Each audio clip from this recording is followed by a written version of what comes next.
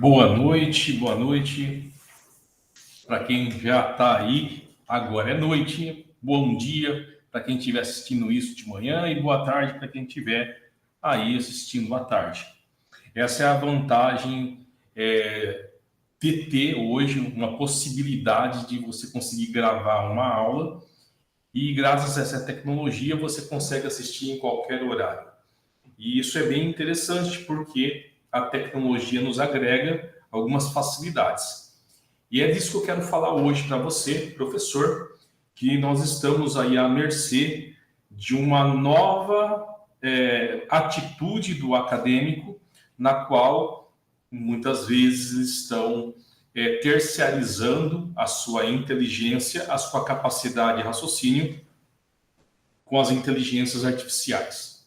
E isso é um fato que está acontecendo para nós, professores, e o objetivo agora dessa discussão, não entenda isso como uma aula, eu organizei esta apresentação através dos artigos científicos que eu selecionei aí para vocês, na qual toda essa organização de artigos foi compassada e orquestrada com aquilo que eu digitei, aquilo que eu queria, aquilo que eu joguei para a inteligência artificial, extrair dos artigos científicos e colocar como forma de mensagem. Ou seja, eu escravizei a inteligência artificial para fazer uma seleção de artigos baseado naquilo que eu descrevi. Por quê? Porque uma das coisas que nós temos com a inteligência artificial, ela detecta uma repetição de coisas. Por exemplo, se é para apertar o botão vermelho sempre que a câmera veja um feijão estragado, imaginando uma esteira seletora de feijões, né? E os feijões vão passando e aí aparece um estragado, aí aperta o botão vermelho, suponhamos que tem um funcionário que tem a função de somente ser adestrado e apertar o botão, ou seja, um apertador de botão, aperta de novo e ele detectou um feijão estragado. Mas por que eu estou falando isso? Né? Eu estou falando isso porque coisas que são estereotipadas, ou seja, que você prevê uma certa repetição, como tentar identificar causalidade nos artigos, isso a inteligência artificial consegue fazer, mas a interpretação dos dados, né, a subjetividade e algumas outras coisas que são inerentes à mente humana, isso não é possível.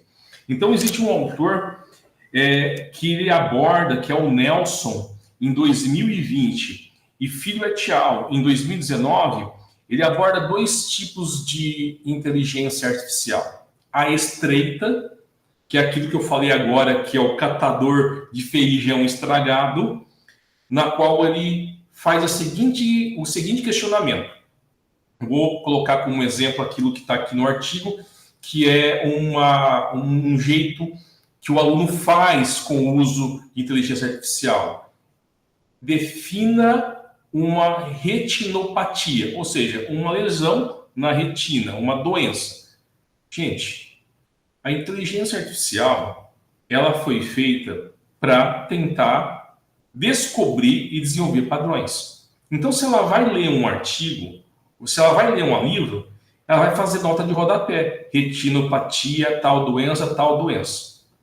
Você, professor, quando você pegar uma questão dessa, defina retinopatia, com certeza, uma grande maioria dos alunos vão estar buscando as fontes, ou seja, as fontes relacionadas aos livros de fisiopatologia, ao livro de patologia, talvez aqueles autores que vocês colocaram aí no plano pedagógico de vocês, e aí ele vai estar simplesmente transcrevendo o papel.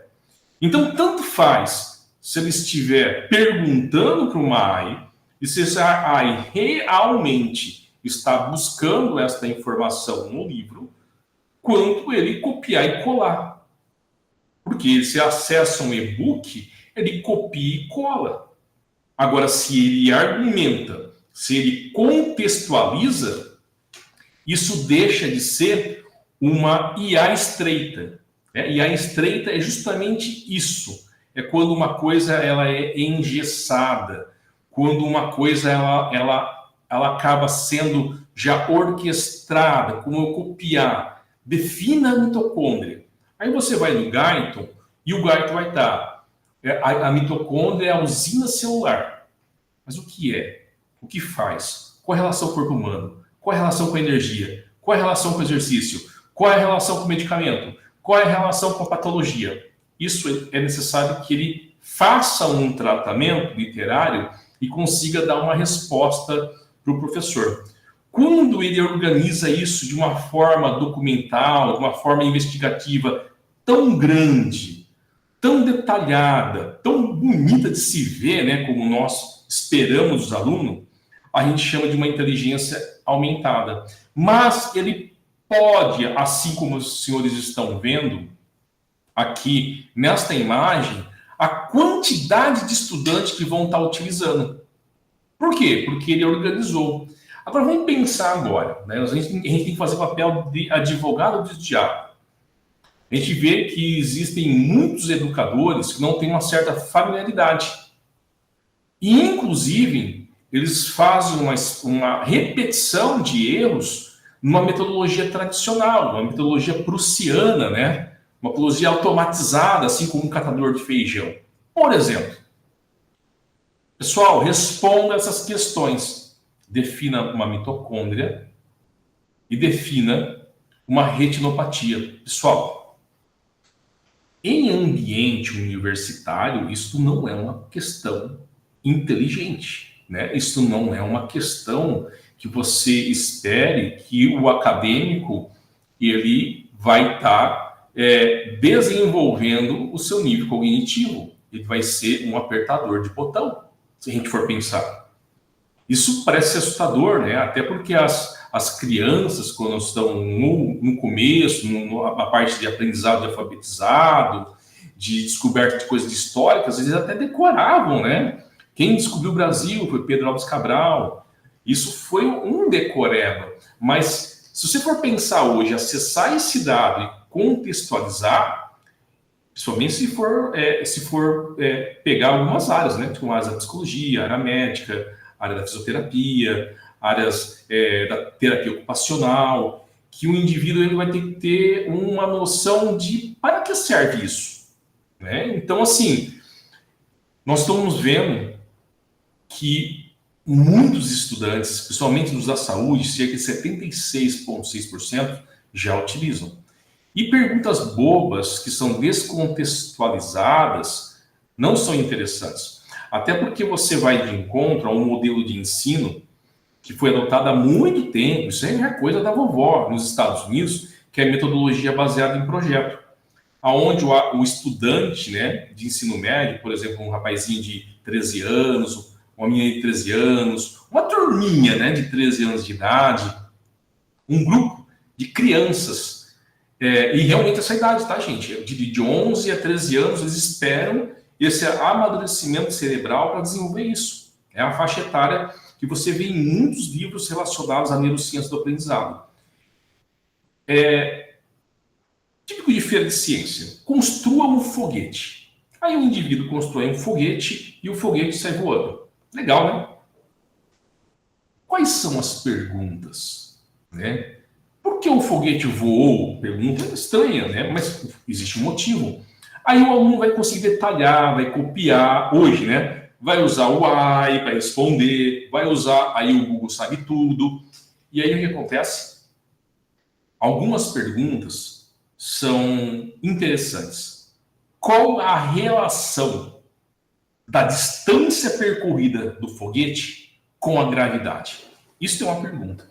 Ah, professor, mas são crianças de 11, 12, 13 anos, mas o senso investigativo, a inclusão, né, e a existência de uma inteligência artificial aumentada, que é a IA aumentada, segundo o Nelson, de 2020, esse artigo, faz com que ele vá além daquilo que foi preconizado.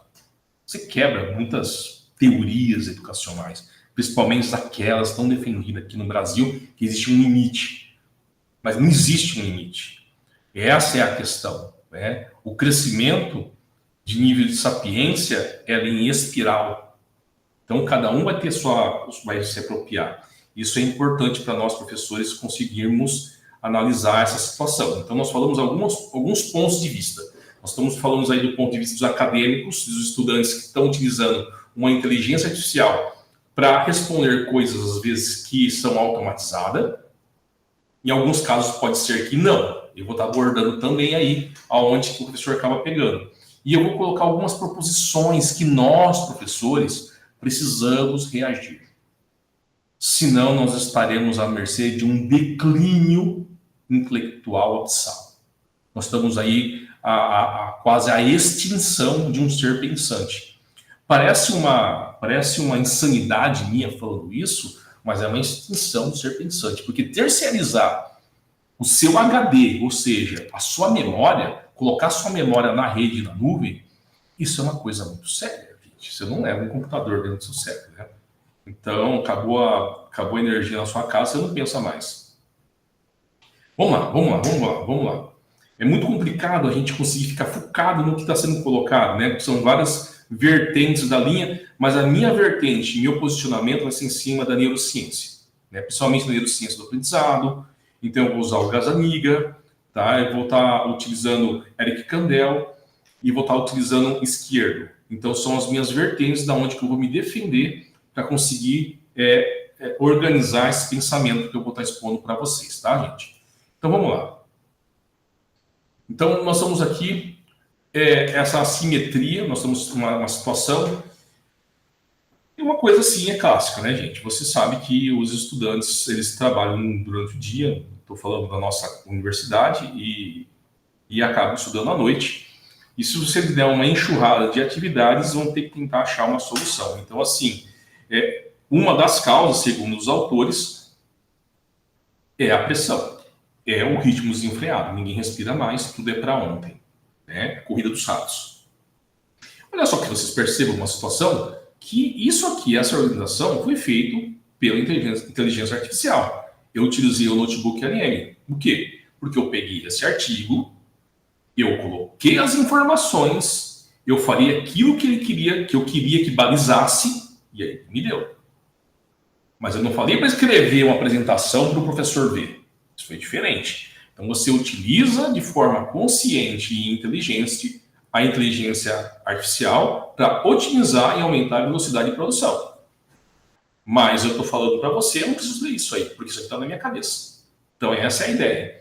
Se você vai ler 200 artigos, você pode pegar 200 artigos e mandar resumir e fazer um compêndio desse. Né? Então você tem que tomar um pouco de cuidado de começar a mandar as pessoas para a fogueira. Nós temos aí a pressão, nós temos aí a terceirização, que eles falam muita coisa passiva, gente. Muita coisa passiva de resposta. O que é a mitocôndria? O que é a célula? Isso são perguntas fora de contexto no nível universitário. Então, nós temos uma situação na qual o professor não está conseguindo organizar uma boa ferramenta metodológica adequada para o nível intelectual do acadêmico. E o acadêmico hoje é impaciente, né? Isso é uma situação que nós temos aí.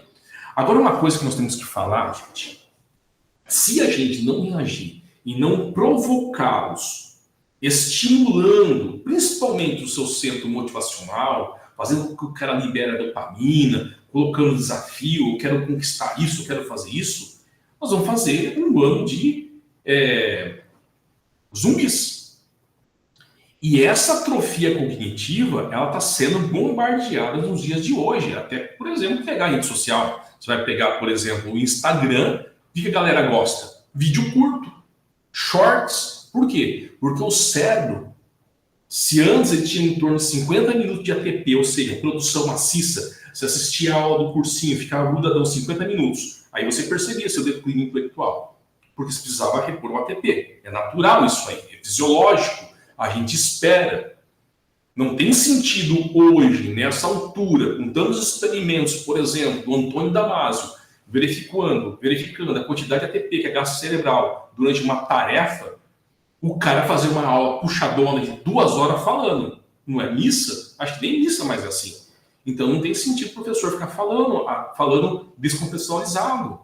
de uma aula totalmente expositiva, como se fosse ler um livro, né? Então isso já não tem sentido. Mas o que nós temos que falar é o seguinte: a nova geração tem uma atrofia cognitiva. A memória está muito curta, porque eles foram domados para ter memória curta. Então, assim, só de você ver uma coisa que acontece em 30 segundos, é o seu sistema de recompensa trabalhando. Então, aquele vídeo curto de 30 segundos dá um sistema de recompensa, libera dopamina e vai ficar viciado naquilo. Por isso os caras perdem várias horas. Então, nós temos aí que estimulá-los a terem uma atividade até que tenha uma certa pressão, até que tenha um certo nível de estresse para liberar adrenalina, noradrenalina. Você sabe que é importante isso.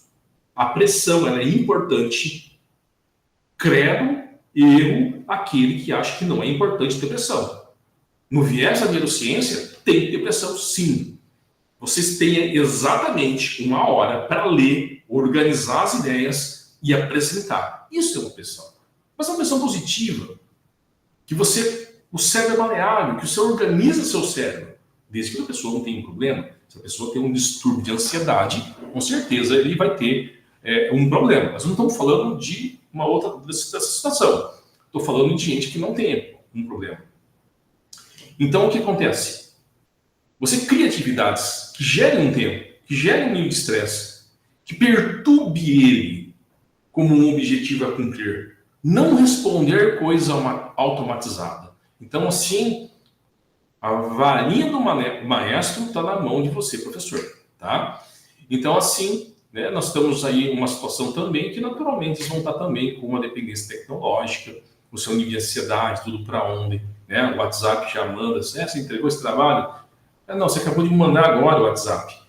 Então, isso aí faz com que ele tenha uma certa patologia também e fique um refém escravizado. Você vê que tem pessoas que ficam doentes, né, se tirar o celular. Eu sou antigo, eu dou graças a Deus. Se me tirar o celular. Eu tenho, na verdade, tá lá guardado porque eu estou falando com vocês e isso me incomoda, né, o WhatsApp, né, avisando que tem gente que quer falar comigo, né. Então, faz parte. O risco da alucinação algorítmica na prática clínica, né? Então, nós temos aqui uma falsa certeza e temos aí um perigo clínico, né? Tem esse perigo clínico que foi baseado aí num artigo português. Então, eu tentei traduzir para vocês. Tem até umas palavras aí que como está no artigo, né? O que é o input? Input é a informação que entra na cabeça do acadêmico de diversos veículos, né? Então, eu posso escutar um podcast auditivo, eu posso ser visual, porque eu estou lendo um artigo, eu estou sublinhando para eu poder estudar. Pode ser também outras formas de você conseguir entender. O output é aquilo que sai. Mas o output, gente, muitas vezes está saindo do IA, né? Da inteligência artificial. Então, é interessante vocês organizarem uma atividade para que essa informação saia com certa coerência da cabeça do acadêmico. E, olha, se sair do IA, que o aluno consiga ler o que está escrito, não entregar para o professor, né? Para ver se aquilo que está escrito está coerente ou incoerente. Vou dar um exemplo clássico. O ChatGPT, gente. O ChatGPT é colocar até nos artigos dessa forma. Ele alucina. Ele fala coisa com coisa. Ele conta uma historinha para ver que cola. Então é interessante. Olha só que coisa legal, né? Você pode até dar uma tarefa para ele utilizar o ChatGPT para ele tentar verificar se aquilo não está sendo alucinação do IA. Porque no momento que ele tenta descobrir se aquilo é alucinação do IA, ele vai pesquisar em livros. Você dá a opção para ele pesquisar em livros. E aí ele vai pesquisar em livros e fala, mas como é que ele inventou isso? Tá aí, meu amigo. Tá aí. Tá alucinando o ChatGPT. Então o output, aquilo que o aluno está acostumado a fazer, de jogar informação lá no ChatGPT, é alucinação. Então isso é uma falsa incerteza, né? E automaticamente existe um perigo clínico. Eu coloquei essa palavra, né? Mas no nosso caso, se o aluno ali procura uma informação falsa, com certeza vai criar um perigo clínico com o paciente, né? Então isso pode trazer um transtorno com os seres humanos depois. Nessa fisiopatologia cognitiva, né, nós temos aí o efeito Google, né? Olha, eu vou parafrasear o Pierluigi Piazzi, tá? Que foi um dos primeiros professores a trabalhar com as ciências da programação. Ele é um professor de física, autor de vários livros de física. Ele é formado, se não estou enganado, no ITA, trabalhou na USP e foi meu professor de cursinho também no ângulo Tamandaré. E ele também trabalha com a parte, trabalhava, né, porque ele é falecido, com a neuropedagogia do aprendizado. Ele sempre usava a seguinte frase: aula dada, aula estudada.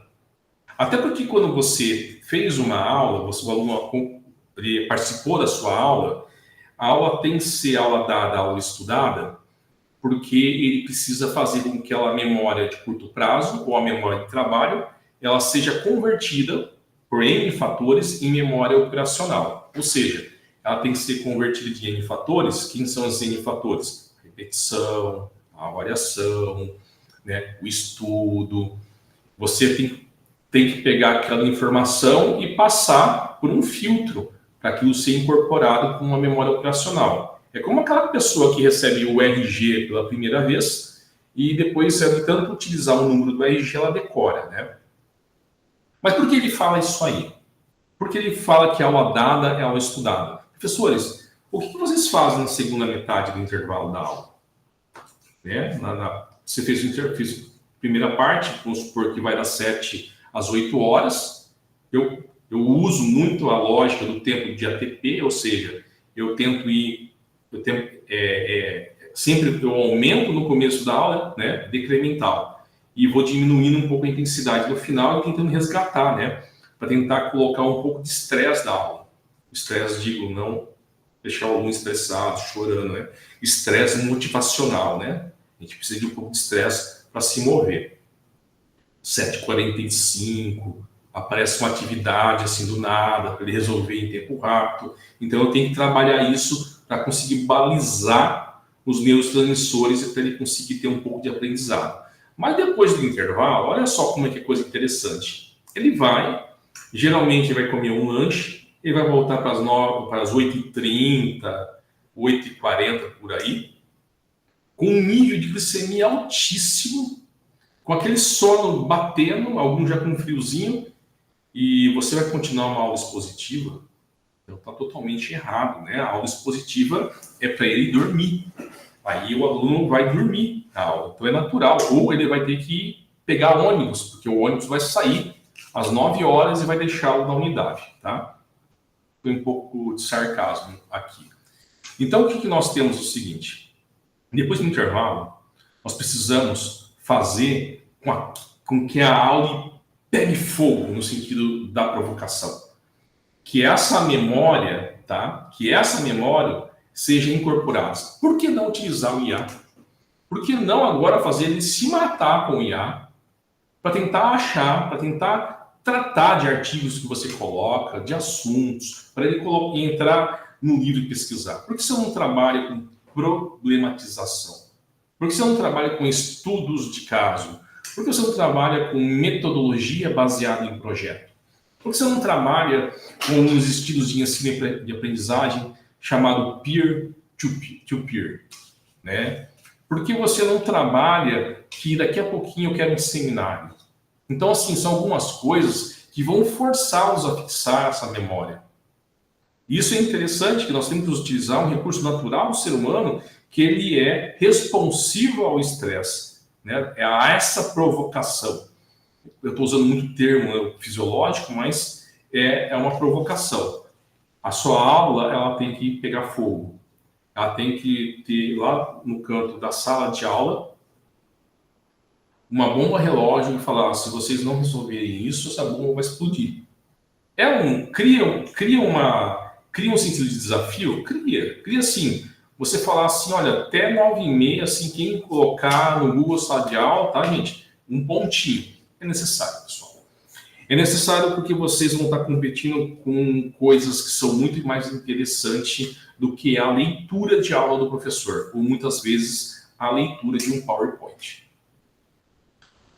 Aqui, assim, nós temos aqui aqui, na verdade, é uma é uma resposta ao que eu falei anteriormente, né? Você faz com que o aluno resume aquele artigo, ele não vai resumir. Agora, você vai fazer com que o aluno pegue vários artigos e coloque uma conclusão final e que ele apresente uma conclusão final de um assunto, o porquê aconteceu isso com o paciente, porquê disso de um comportamento, se é da área da neurociência e tá trabalhando com isso. Então, seria algo interessante.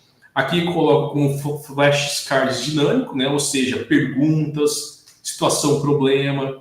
Isso vai ajudá-lo a trabalhar. E principalmente se aquilo que você colocar agora, que pode ser também, por exemplo, um simulado de última hora, para ele buscar aquela informação que ele teve, que ele talvez conseguiu reter na tua aula nos primeiros 50 minutos.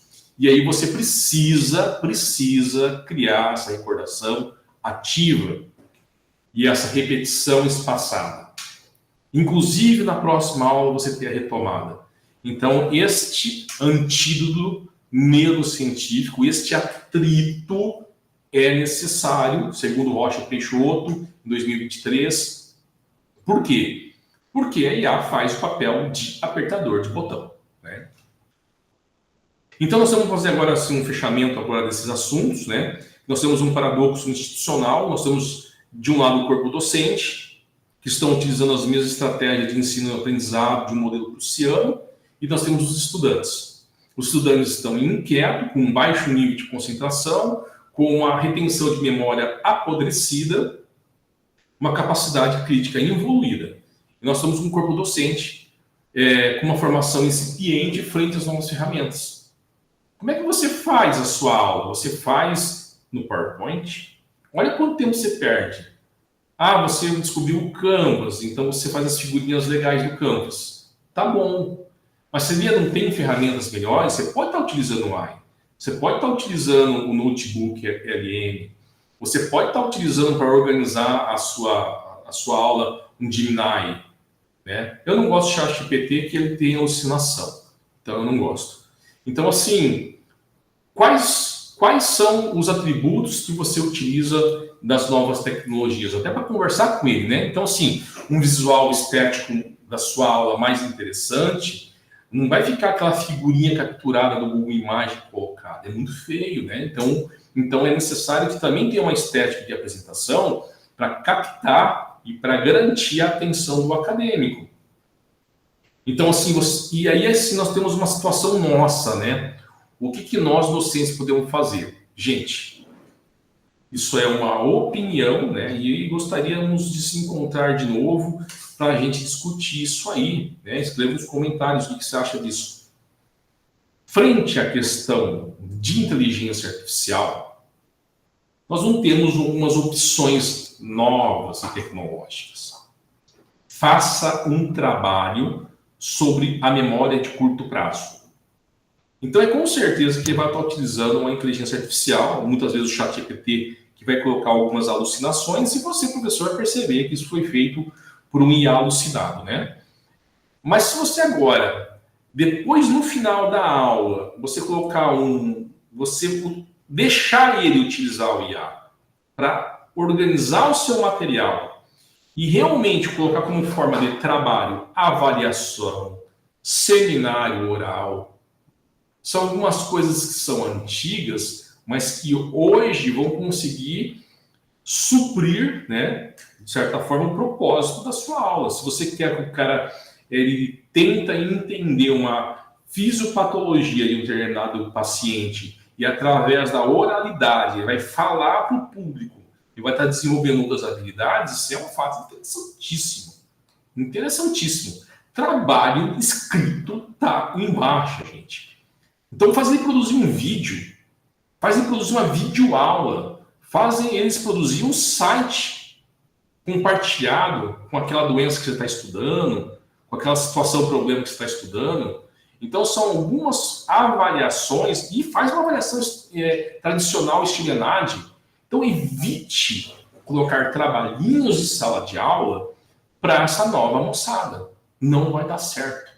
Na hora que eles perceberem que o trabalho deles é apertar o botãozinho vermelho para tirar o feijãozinho podre, ele vai ir para IA. Isso é uma queda de braço que nós não vamos ganhar e ele vai para IA. Mas no momento que você surpreendê-los com essas ferramentas que eu coloquei para vocês, a coisa vai ser diferente, tá, gente? Então, nós temos aí uma situação para eles deixarem de ser superficiais e virarem mais críticos no assunto. Nós temos que forçar, de certa forma, a amizade, com mais seminários, mais apresentações. É você que deve fazer a videoaula, é você que deve produzir o conteúdo, é você que deve produzir até o material para a gente estudar. Então, são essas provocações que vocês devem estar colocando nisso. Então, tô pulando, né, algumas slides aqui para a gente conseguir fechar, que eu acho que é impossível a gente frear as novas tecnologias. A IA, na área médica, principalmente, está sendo importantíssimo para conseguir trabalhar com padrões estereotipados. Ou seja, você analisando uma imagem celular de uma biópsia, toda vez que aparecer as mesmas características, feijãozinho podre, né? Talvez aquilo seja um câncer. Então, assim, isso economizaria muito tempo. Mas, por um outro lado, a IA entrega para o acadêmico uma informação muito curta. Uma informação que foi tratada por uma máquina que ela foi capacitada para analisar se aquilo tem coerência. Mas ela não foi feita para analisar de uma forma crítica, uma forma reflexiva, uma forma espiritual. Isso ela tem uma certa fragilidade. E o nosso objetivo como professor é tentar provocá-los. Essa é a ideia. É a ciência da provocação.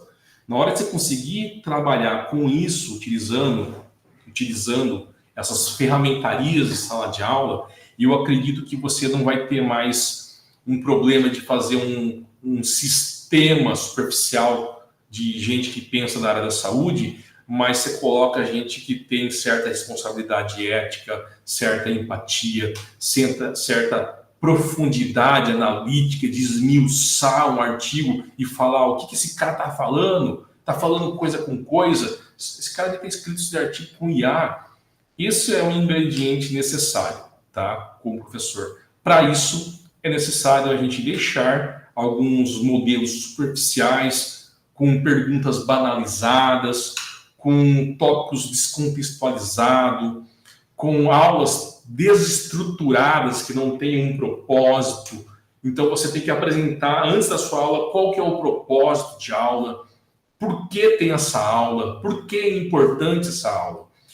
Então, a gente consegue fechar isso, nessa breve discussão, para a gente não alongar muito, e eu espero que essa reflexão os tenha ajudado para a gente construir, na verdade, né, futuros seres pensantes. Assim espero. Um grande abraço e obrigado para você que me aguentou até agora. Tchau, tchau.